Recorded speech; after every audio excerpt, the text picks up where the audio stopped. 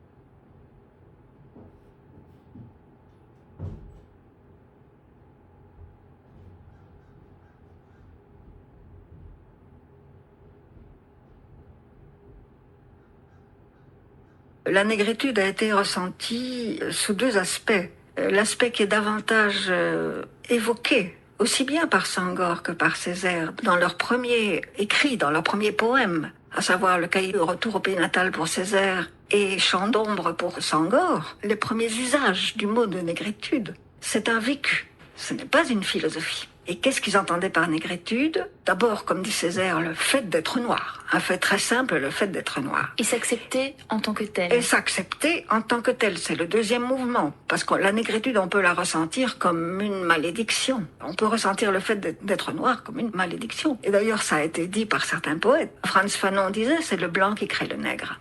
Donc, c'est sûr qu'en Afrique, les Noirs ne se sentent pas noirs. La négritude n'existe pas, si vous voulez, sous cet angle-là. Mais il n'y a pas que ça. Il y a donc ce côté subi, ce côté plaqué, je dirais même par le regard de l'autre, qui fait que la négritude est une chose difficile à porter, difficile à vivre.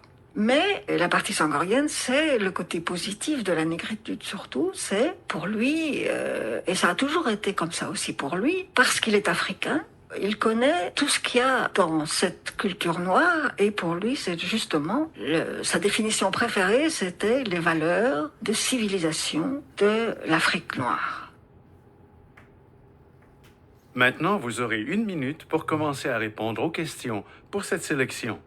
Après 1 minute, vous écouterez la sélection une deuxième fois.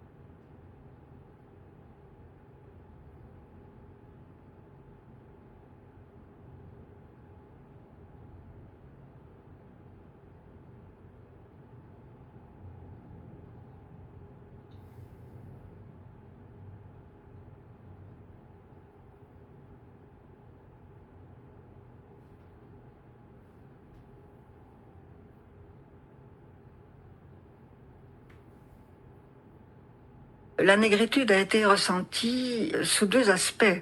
L'aspect qui est davantage évoqué, aussi bien par Senghor que par Césaire, dans leur premier écrit, dans leur premier poème, à savoir le cahier de retour au pays natal pour Césaire et Chant d'ombre pour Senghor, les premiers usages du mot de négritude, c'est un vécu, ce n'est pas une philosophie. Et qu'est-ce qu'ils entendaient par négritude? D'abord, comme dit Césaire, le fait d'être noir. Un fait très simple, le fait d'être noir. Et s'accepter en tant que tel. Et s'accepter en tant que tel, c'est le deuxième mouvement. Parce que la négritude, on peut la ressentir comme une malédiction. On peut ressentir le fait d'être noir comme une malédiction. Et d'ailleurs, ça a été dit par certains poètes. Frantz Fanon disait, c'est le blanc qui crée le nègre.